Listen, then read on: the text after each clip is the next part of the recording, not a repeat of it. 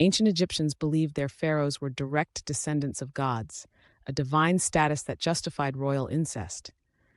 This sacred bloodline was thought to maintain purity and divine favor.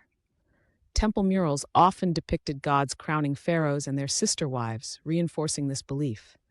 The practice, though controversial, was deeply rooted in religion and politics, ensuring power remained within the family. From childhood, royal siblings were betrothed to preserve the divine bloodline. Ceremonies involved exchanging golden rings, symbolizing their eternal bond. Hieroglyphs recorded these unions as sacred duties. The siblings were raised to see their future marriage as inevitable, a sacrifice for Egypt's prosperity. This custom, however, sowed the seeds of tragedy. The wedding ceremony was a grand spectacle, with priests chanting blessings and golden statues gleaming. The pharaoh and his sister wife were paraded through the city, celebrated as divine rulers. Yet beneath the opulence, whispers of unease lingered. The marriage, though sanctioned by gods, defied nature. The crowd's cheers masked the dread of what was to come. The queen's first child was born with severe deformities, a grim consequence of incest. The infant was hidden in a shadowy chamber, away from public scrutiny. Court physicians whispered of divine displeasure, but the pharaoh dismissed them. He saw the child as a test of faith, not a curse.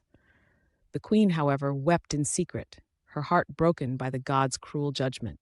The pharaoh refused to acknowledge the curse, blaming enemies and foreign sorcery. In a rage, he smashed ceremonial vases, demanding loyalty from his court.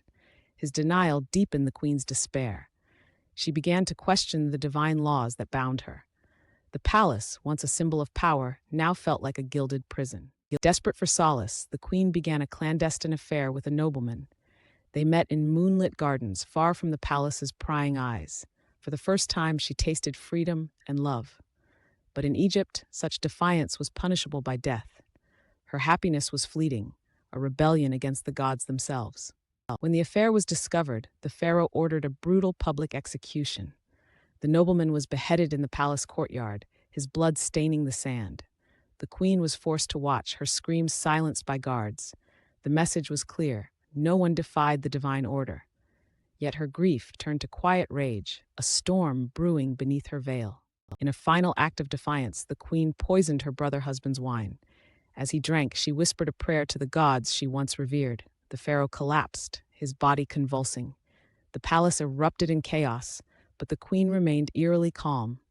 She had avenged her lover and condemned herself. Egypt was struck by plagues and sandstorms seen as divine wrath.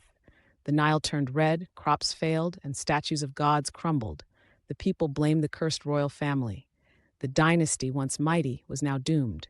The queen, trapped in her gilded tomb of a palace, awaited her fate. The pharaoh and queen were buried together, their mummies intertwined in death.